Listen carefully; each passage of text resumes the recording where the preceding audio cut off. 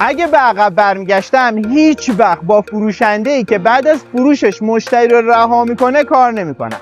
سر این که ما بعد از یه خریدی که از یه نفر داریم میخوایم فاکتورش رو بگیریم یا ازش درخواست میکنیم که تو سامانه معدیان فاکتور برای ما ارسال کنه، من خودم خیلی اذیت شدم، چون خیلی برای خودم مهمه، میخوام که اعتبار ارزش افزودم ثبت بشه و یا مسائل غیره. خیلی اذیت شدم، اینقدر اذیت شدم و بهم فشار اومد که دوست داشتم یه خدمتی رو ارائه بدم که دیگران اذیت نشن. برای همین اصلا یه سامانه ارتباط با مشتریان درست کردیم که کسی که از ما وارو میخره بعدش بتونه بره فاکتور خودش رو نگاه کنه، قیمت‌های خودش رو نگاه کنه، قبض واسکول خودش رو نگاه کنه، رسیدی که راننده امضا کردن نگاه کنه و دغدغه و نگرانیش کامل رفع شه. اگه دوست داری یه فروشنده حرفه‌ای باشی، حتما بعد از فروشت خدمات پس از فروش خوبی رو به مشتری بده. مطمئنم اینجوری موفق تری.